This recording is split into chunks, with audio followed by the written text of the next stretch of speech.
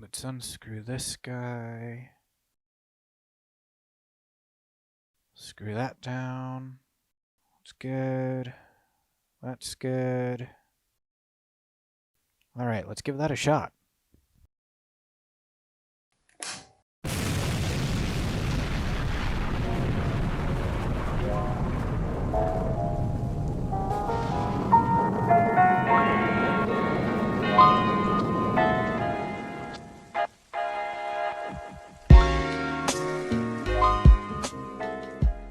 We need to talk about something.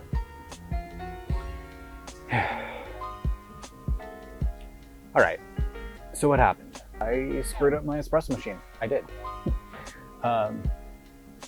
It sucks, it really does, but you know, it's not the end of the world. I'm obviously going to fix it. This thing is my child, my baby.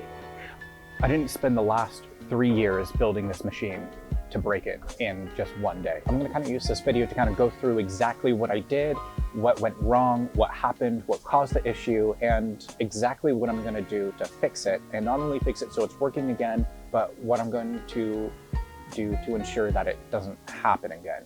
So I can't get discouraged. I'm not gonna let one little thing stop me from fixing this machine or keep me from working on it again. Yeah, I'm not giving up that easy. But this is part of engineering. This is just part of building things in general, is you're going to mess up. You're going to do things that in the moment feel like the end of the world. When this guy failed, it failed quite spectacularly. Pressure relief valves went off, steam was spraying everywhere, it was a mess. The only way I could get it to turn off was to actually go to the outlet and unplug the machine. And I had a mess on my hands. It looked like everything was broken, it looked like everything was in pieces, and I just stood there and I was like, what the heck did I just do? After I just kind of stood back, took a deep breath, and kind of collected my thoughts, I went through the machine, and it turns out it's not nearly as big of a deal as it kind of seemed in the moment. It could have been a lot worse, but thankfully it wasn't.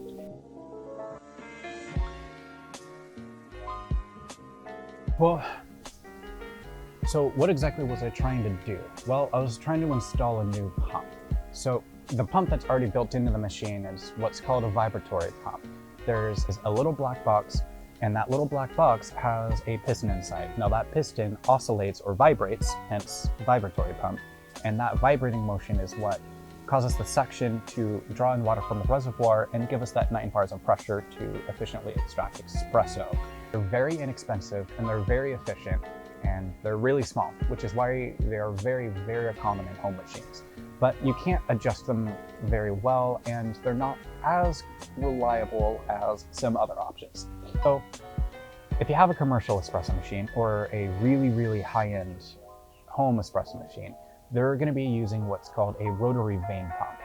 This is a rotary vane pump, or specifically this is a rotary vane pump. This right here is the pump motor, and this draws a lot of power, a lot of electricity. And that's kind of one of the things that went wrong. So we'll kind of get to that a little bit.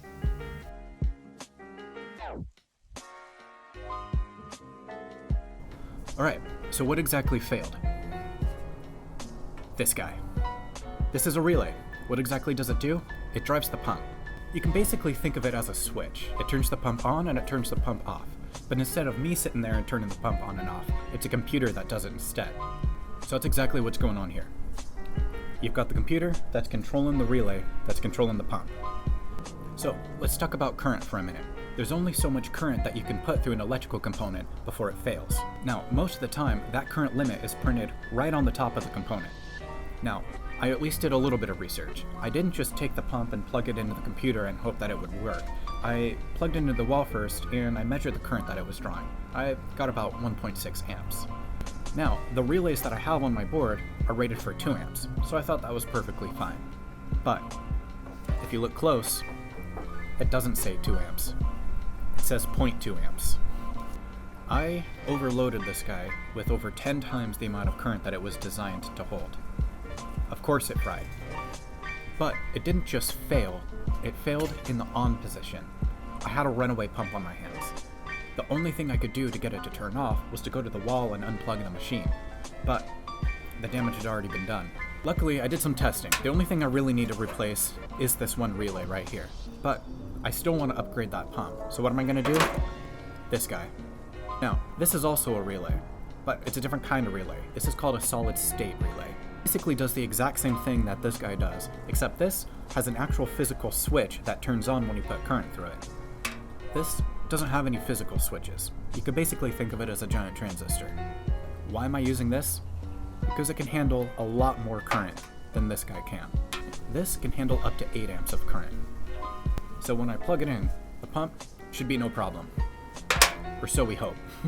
What I'm going to try to do, I'm going to try to figure out a way to plug this into this without destroying this too much. That should get me up and running until I design a new board for some new features that I plan on adding. That is going to be pretty cool. I've got some videos lined up for that one. You'll be hearing from me soon, but in the meantime, go ahead and take a look at my other videos. I think you'll find them pretty cool. Don't forget to like and subscribe. I'll see y'all later.